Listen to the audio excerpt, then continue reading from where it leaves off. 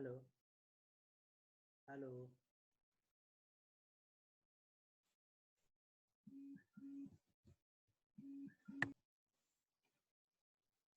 सभी स्टूडेंट्स का इस ऑपरेटिंग सिस्टम की क्लास में स्वागत है।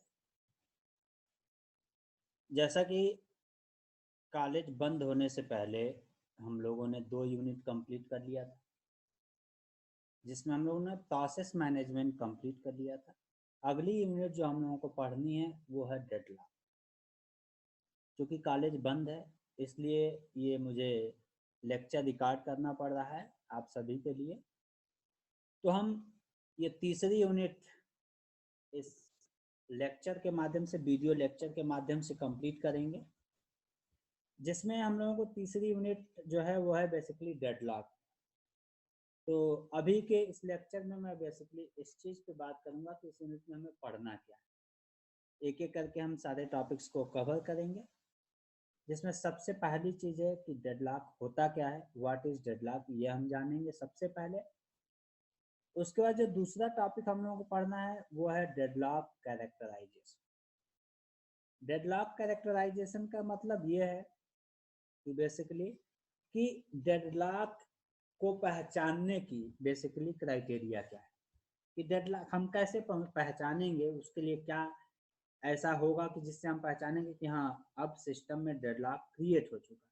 तो उसके लिए बेसिकली 2 तरीके हैं। पहली चीज़ है नेसेसरी कंडीशंस हैं, कि ये कौन कौन सी कंडीशंस है जिससे हम पहचान पाएंगे कि सिस्टम में डेडलॉक आ चुका है। और दूसरा एक तरीका है जो कि पिक्टोरियल फॉर्म में, जिसको हम लोग रिसोर्स अलोकेशन ग्राफ बोलते हैं। तो ये 2 चीज़ें हम लोग डेडलॉक कैरेक्टराइजेशन के अंदर पढ़ेंगे। और जो दूसरा टॉपिक है कि हम डेडलॉक को हैंडल कैसे करेंगे, उसके क्या क्या तरीके हैं। बेसिकली डेडलॉक को हैंडल करने के हमारे पास 4 तरीके हैं। चारों तरीके में जैसे पहला है इसमें डेडलॉक प्रिवेंशन, दूसरी चीज़ है डेडलॉक अवॉइडेंस, तीसरी चीज़ है डेडलॉक डिटेक्शन एंड रिकवरी, उसके बाद से डेडलॉक इग्नोरेंस। इसमें आपका पहला क्वेश्चन, इसमें बेसिकली आपके एग्जाम में 5 नंबर का क्वेश्चन फिक्स है, आना ही आना है, जिसमें आपका व्हाट इज डेडलॉक के साथ साथ डेडलॉक क्या है, उसके साथ आपका नेसेसरी कंडीशन फॉर डेडलॉक या फिर रिसोर्स एलोकेशन ग्राफ, ये ऐड करके एक 5 नंबर का क्वेश्चन, या फिर मेथड्स फॉर हैंडलिंग डेडलॉक्स में से जिसमें सबसे ज़्यादा डेडलॉक अवॉइडेंस सबसे ज़्यादा इंपॉर्टेंट है, उसके वहाँ से क्वेश्चन जनरली आपका बन जाता है। जिसमें बेसिकली हम जब आगे बढ़ेंगे डेडलॉक पढ़ने के बाद, तो नेसेसरी कंडीशंस की जब हम बात करते हैं तो बेसिकली 4 कंडीशंस होती हैं, और ये कहा जाता है यदि चारों कंडीशन एक साथ किसी भी सिस्टम में यदि हमें दिखाई देंगी तो हम कहेंगे कि वहाँ पे डेडलॉक अकर हो चुका है। जिसमें सबसे पहली कंडीशन है म्यूचुअल एक्सक्लूजन। आइए हम इसे लिख भी देते हैं ताकि आप लोगों को क्लियर रहे। एक डुप्लीकेट स्लाइड बनाते हैं। यहाँ पे चारों कंडीशंस क्या क्या हैं वो हम कंडीशंस एक एक करके यहाँ पे टाइप कर देते हैं, जिससे आप लोगों को क्लियर हो जाए। सबसे पहली कंडीशन है म्यूचुअल एक्सक्लूजन। दूसरी जो कंडीशन है वो है होल्ड एंड वेट। तीसरी जो कंडीशन है वो है नो प्रिम्पशन, यानी कोई भी प्रोसेस प्रिम्प नहीं होगा।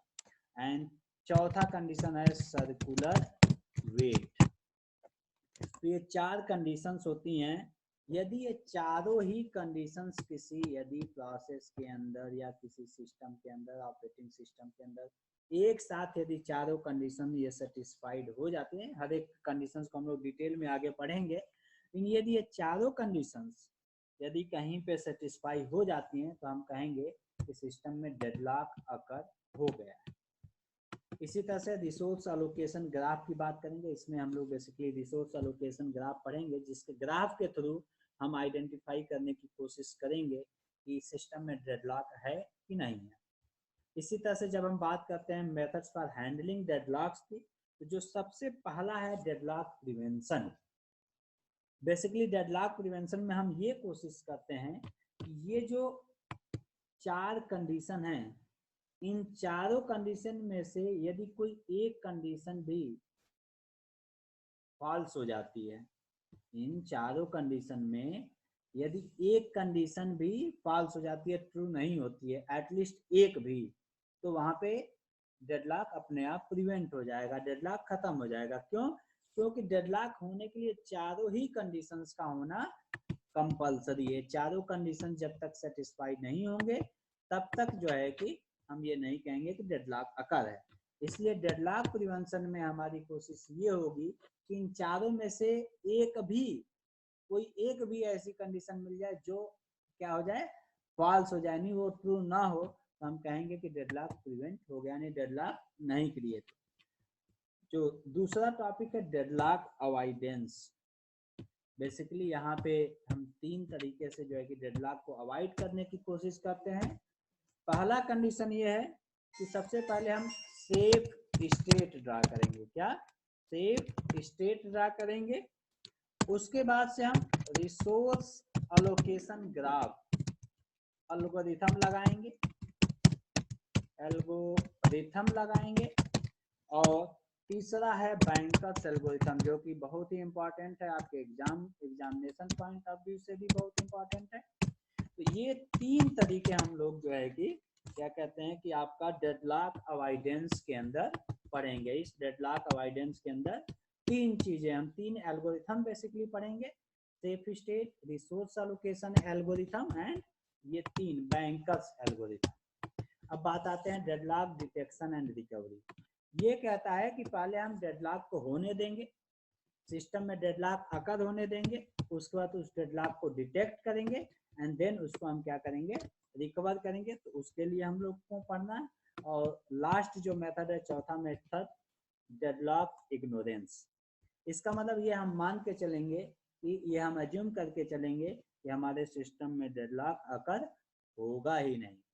तो इस तरह से जो है कि हम लोग आगे बढ़ेंगे। तो नेक्स्ट क्लास जो हमारी होगी उसमें हम लोग शुरू से जो है कि डेडलॉक क्या होता है वहां से हम शुरू करेंगे, उस एक एक करके सारे टॉपिक्स को कवर करेंगे। तो आज के लिए इतना ही, बाकी जो है कि हम लोग नेक्स्ट लेक्चर में इसको हम लोग कंप्लीट करेंगे। Thank you.